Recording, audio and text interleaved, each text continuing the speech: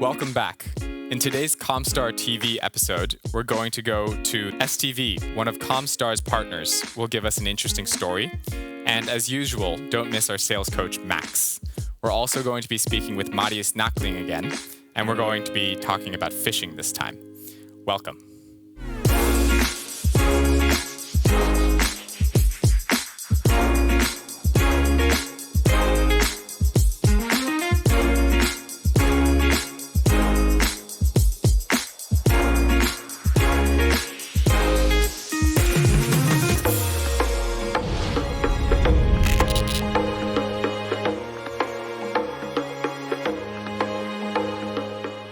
Welcome to the Comstor TV-show, everyone. My name's Alex, and I'm going to be your host for today. Marius is the person that can explain security so everyone understands. So we're going to jump straight into the program and over to Copenhagen to talk about phishing. But phishing has nothing to do with fish, I assume. Marius, over to you. Hi, hope you're doing good. I'm doing good. Yeah. There's been a massive influx of email scams related to COVID-19. Google saw something like 18 million phishing mailers during April of 2020, daily. Phishing is a social engineering tactic in order to lure the victim to give up information they normally wouldn't. Phishing emailers are normally sent out to get login credentials, banking details, or other classified information. What characterizes a phishing email is that they look identical to the messages sent from well-known organizations such as Microsoft or Google or someone that you're already doing business with. And the messages often have a sense of urgency, they have an interesting content, and usually there's a link to click. So even in trying situations like this one with the corona roaming around the globe, some folks also seem to find opportunities to get yet another dollar from us. So for phishing emailers, there are mainly two types of phishing emails. The first one is more general and is sent on a large scale, and these are what we call the normal phishing emails. It's go out to big masses, and they usually have a very low hit rate. Then there is another type called spear phishing, or whaling emailers. These are a bit more sophisticated, and they require a bit more background research from the attackers. And these are directed to specific individuals, often CEOs, and they contain requests for important information or really high level of access credentials. The good thing is that you can improve your chances of evading an ongoing email phishing campaign. One of the use cases for one of the many products in the Cisco integrated security portfolio, Umbrella. Umbrella acts as a DNS resolver and checks the browsing request against a series of checkpoints, like known bad IP addresses, known bad neighborhoods on the internet, known bad callback servers that are known to be used in ransomware attacks, but also requests to unknown or uncategorized sites. Umbrella also does file checks by using information provided by Cisco AMP. So what Umbrella does by acting as a DNS resolver and doing these checks is that the solution sharpens security posture regarding incoming malware, phishing, and callbacks to bad guy servers used for ransomware or to offload stolen information. Also, since it is a DNS request that is checked, the users are protected by the solution no matter if they are on or off the premises. This is important. All your roaming users can be protected at any place in the world by using Cisco Umbrella. So make sure to redirect your DNS to Umbrella for phishing protection and don't get hooked. All the best. Stay safe. Stay connected. Thank you, Marius, for teaching us more about phishing. We're visiting Netic in Aalborg in Denmark to talk about Comstor's role in the upgrade of a video hosting platform for the Danish National Health Authorities. I'm standing here in Aalborg, Denmark with Peter from Netic. And Peter, at Netic, you operate a video platform for the Danish National Health Authorities. Is that right? Yes, we are hosting and operating the platform used for video exchange between the health sector. And due to Corona, to COVID-19, there was a challenge with this platform that needed to be addressed. Can you talk a little bit about that?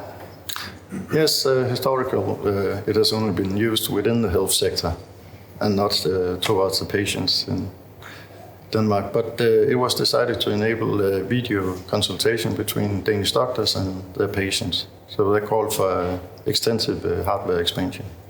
And that expansion was then done to the customer's infrastructure in the Netic data centers? Yes, there was 2 different data centers. Martin, you headed the upgrade of the client's infrastructure in Netic's data centers. What was it that you needed to do? So within the shortest possible time frame, we needed to upgrade the customer's network infrastructure in our data centers for them to be able to support several thousands of concurrent secure video sessions. And how did Comstor facilitate this? Comstor understood the need to react quickly and helped us design a Cisco Nexus-based data center network solution with 100 gigabit optics, which could be delivered quickly from Comstor's warehouses. Now over to Stockholm. As usual, we've asked people out on the street if they have any questions for our experts. Today's question comes from Simon Parenti. Hi, can you explain what LAN and WLAN is? Simon, that was a really interesting question. We're going to go back to Thomas Sweenan, one of our trainers and experts on this subject. Over to Houten in the Netherlands. Thomas, over to you. Again, a very good question. LAN, local area network. It's typically your own local network at home or in the office.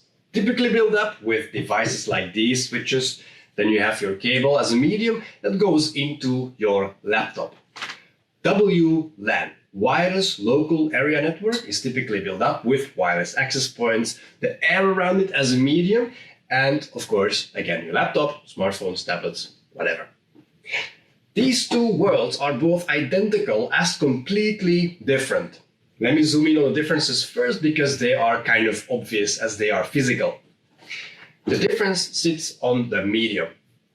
I am the sole user of this cable. This means that I have a guaranteed connection, so my speed is quite high, and no one else can look into it because it's sealed off. Wirelessly, I have challenges though. I am not the only user connected to this device, so the air around it is shared by me and all the other devices that wants to connect to the network using one access point. This is both degrading the performance the more users I have, and it's also a little bit insecure because everybody else can also listen what I am telling to this guy. So intrusion prevention is important in wireless technologies. But welcome to the future. We now have Wi-Fi 6 access points, but already since Wi-Fi 5 Wave 2, we have a feature, a technology which is called multi-user MIMO. So multi-user MU, multi-user MIMO, stands actually for multiple users that can connect at the same time. So that's kind of new because I always had to share my airtime with others. Now I can transact at the same moment. So this multi-user technology is also backed by multiple frequencies that we now bond together to send more information at once with channel bonding. And we use these channels in a more intelligent way with OFDMA, orthogonal frequency division multiple access, for those that want to know what it is. So multiple access, that's the important bit. So I can access this device with multiple devices at once. So my performance is increased. What about intrusion prevention? Oh, before I get there, the performance is actually already, from wireless, already exceeding the performance on the cable. Crazy enough. That's why switches these days, they have also multi-gig connectivity to actually support also higher throughput on the wire. They can't just stand behind.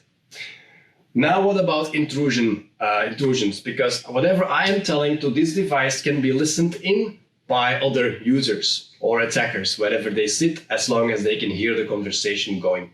So that is why it's really important to also invest into WIPs, wireless intrusion prevention systems. And that is also a supported feature that you can activate on these devices.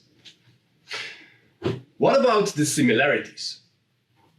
We consider these 2 worlds, LAN, WLAN, as an access, a way to access the network. But together they are a unified access data plane or unified access network. So, if I'm connected with a cable or without, I'm still the same person with the same device, so I should stay with my same rules, regulations, policies. So that's why the management platform will see this as one whole, and my policy engine, identity services engine, or other engines, they will also see that as one platform. So now I am always accessing the resources that I need to go to, independently of how I connect to the network. So I hope I explained to you the differences about LAN, WLAN, what they are, and the similarities. Back to you. Thank you for your energy, Thomas, and a fantastic explanation. Now everyone knows the difference between LAN and WLAN.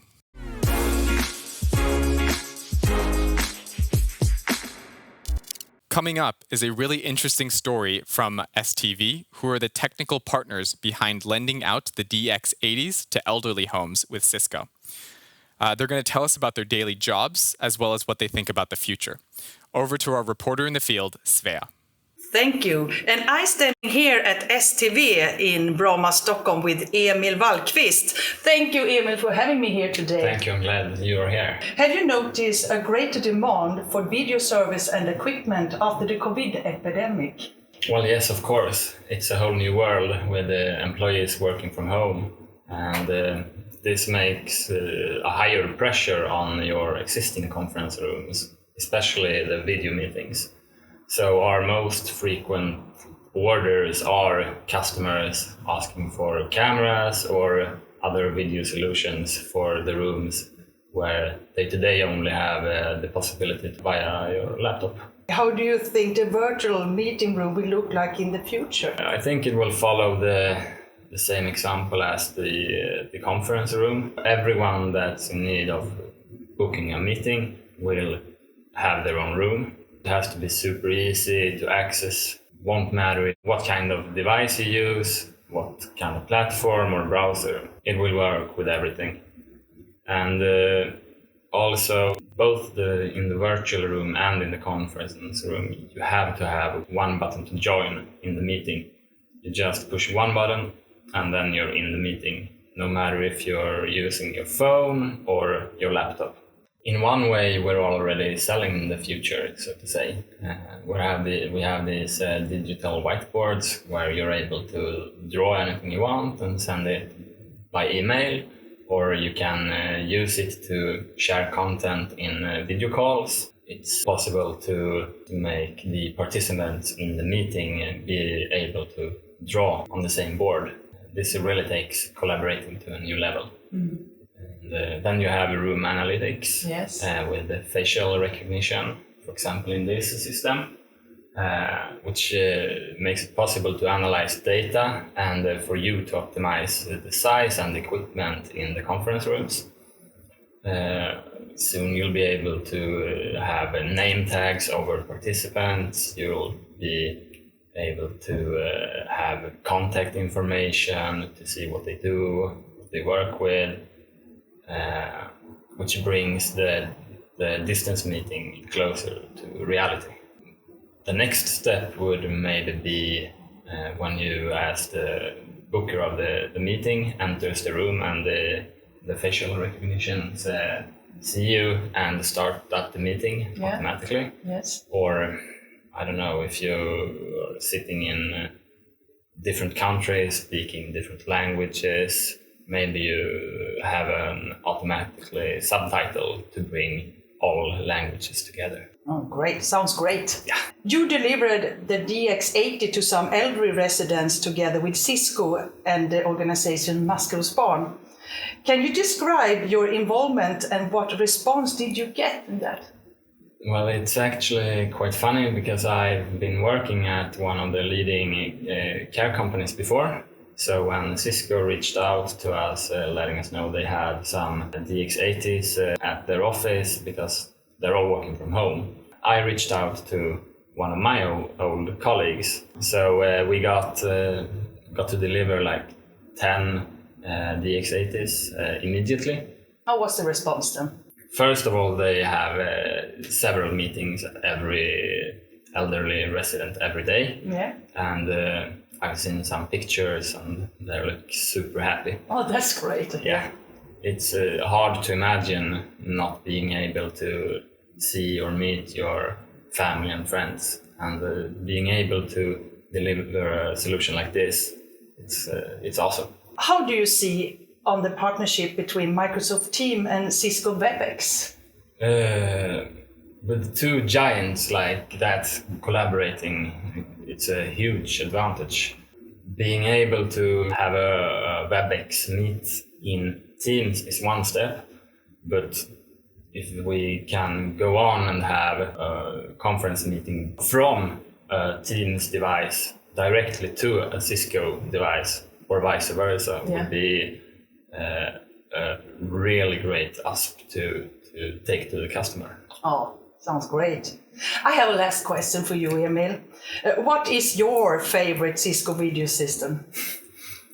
For my personal use, I would say the DX80, because it's so versatile. You can have it as an extra screen for your work desk.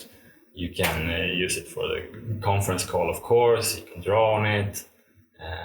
So I'm also super excited to see Cisco's new Desk Pro. But for the conference room, it would be super easy to say a system like this, yes, or something else high-end, or something for the boardroom. But I would go with the RoomKit Mini, actually.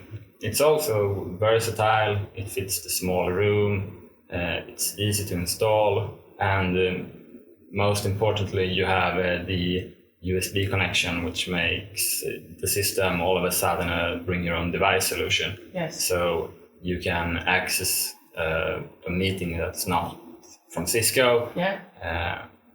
That's a huge advantage. Oh, great. Sounds great. I look forward to everything you talk about.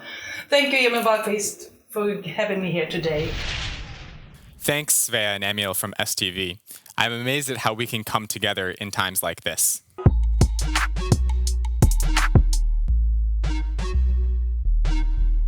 It's time to answer a few questions here, and today's acronym is LCA.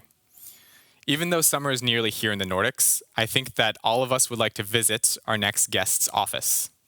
Over to Portugal and Mariken Navarrete, service and software expert at Comstor.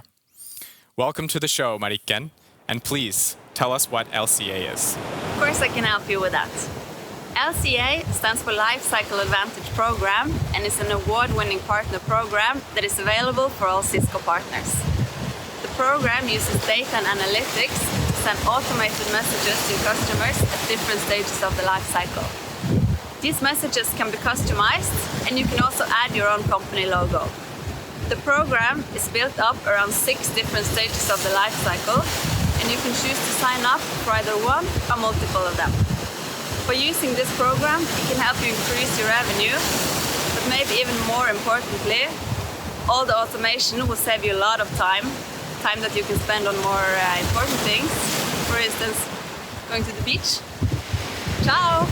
Mariken, you're absolutely right that I'd much rather be on the beach than do admin work. Thank you once again. Now it's time to welcome back Max Soderpalm, our sales coach. As promised, Max, I've changed out of my pajamas for today. Max will give us some tips on how we can get a really good customer meeting over the screen. Max, over to you.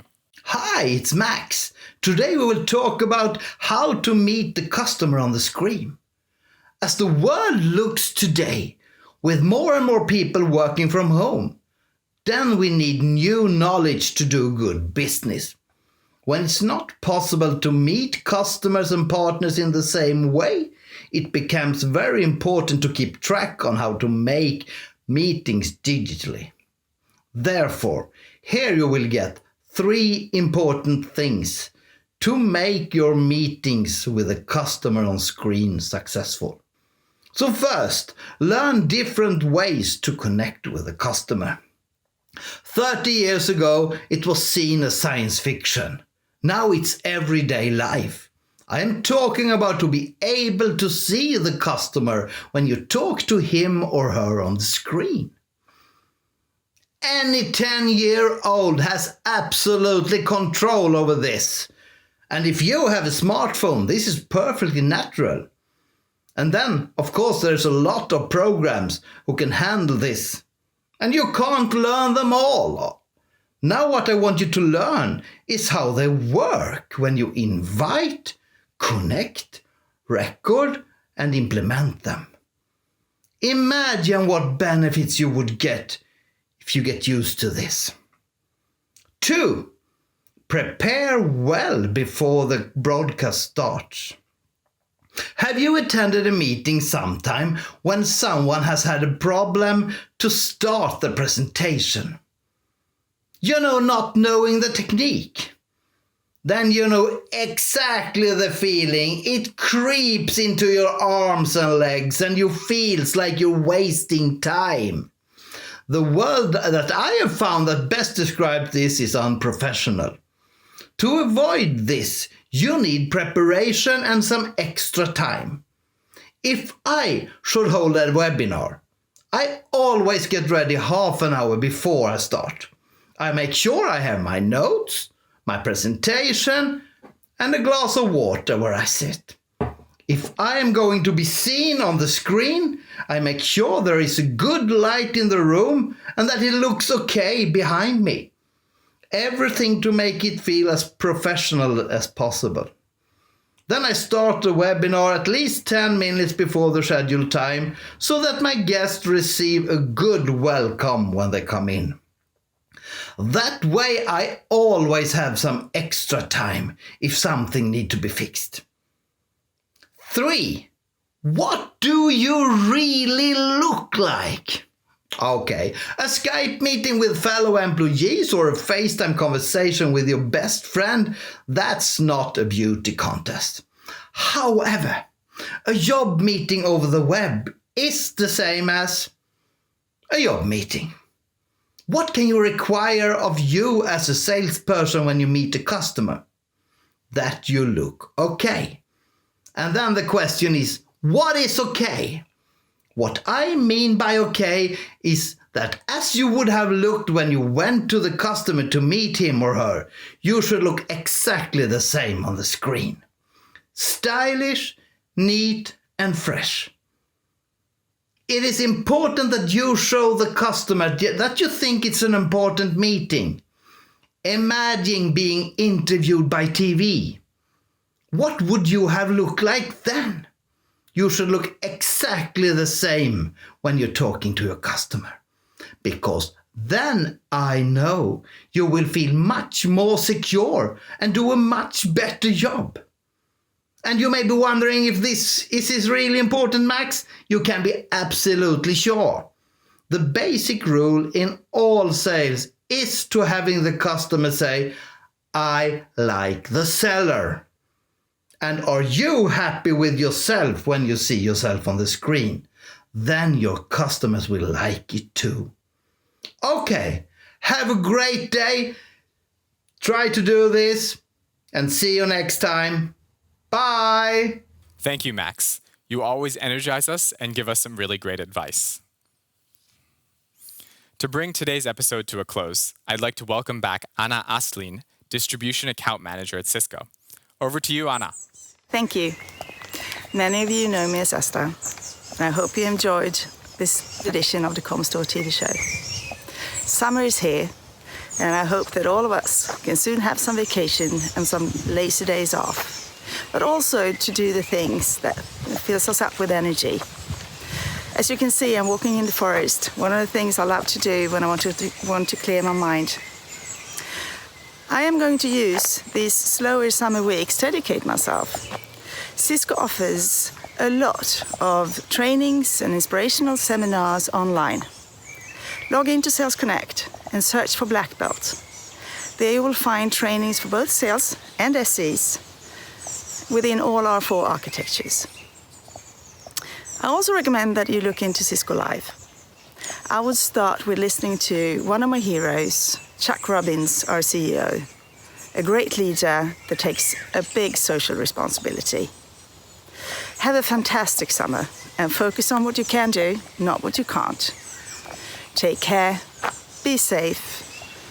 See you soon, I hope. Back to the studio. Bye. Asta, thoughtful words as always.